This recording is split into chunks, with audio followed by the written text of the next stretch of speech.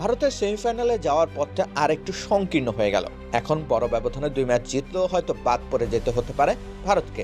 জিম্বাবুয়ের বিপক্ষে ওয়েস্ট ইন্ডিজের 107 রানের জয়টাই ভারতের জন্য সমীকরণ এখন বেশ কঠিন করে দিল। সুপার 8-এর গ্রুপ 1-এ এখন একটি করে জয় যুক্ত হয়েছে দক্ষিণ আফ্রিকা ও ওয়েস্ট ইন্ডিজের ঝুলিতে। দক্ষিণ আফ্রিকার কাছে ভারত পরাজিত হয়েছিল 76 রানের বড়সড় ব্যবধানে। এজন্যই এখন আর ভারতের জন্য রান রেটের কোনো হিসেব নিকেশ আর বাকি নেই। কেননা রান রেটকে যদি হিসেবে আনতে হয়, ভারতকে নিজেদের 76 রানের পরাজয় ও ওয়েস্ট ইন্ডিজের 107 রান অর্থাৎ 182 রানের ব্যবধান ঘোচাতে হবে, যা অসম্ভব। অন্যদিকে দক্ষিণ আফ্রিকার ক্ষেত্রে সংখ্যাটা 152, অর্থাৎ নিজেদের বাকি থাকা 2 ম্যাচে ভারত যদি এই ব্যবধানগুলো টপকাতে পারে তবে ওয়েস্ট ইন্ডিজ কিংবা দক্ষিণ আফ্রিকার বর্তমান রান রেটের সাথে টক্কর দিতে পারবে। কিন্তু দক্ষিণ আফ্রিকা এবং ওয়েস্ট ইন্ডিজ নিশ্চয়ই বাকি 2 ম্যাচে এতটাও বাজে খেলবে না।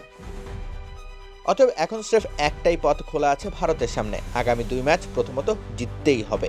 এরপর প্রার্থনা করতে হবে দক্ষিণ আফ্রিকা এবং ওয়েস্ট ইন্ডিজ এই দুই দলের একটি যেন পরবর্তী 2 ম্যাচই হারে।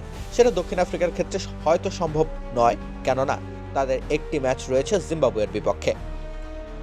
সুতরাং ভারতের সেমিফাইনাল নিশ্চিত হতে পারে দক্ষিণ আফ্রিকার 3 জয় ও নিজেদের 2 জয়ের সমীকরণ মেলাতে পারলে। কেননা সেই সমীকরণ অনুসারে নিজেদের 2টো ম্যাচই হারছে ওয়েস্ট ইন্ডিজ। কাজটা ভীষণ কঠিন হয়ে গেল ভারতের জন্য।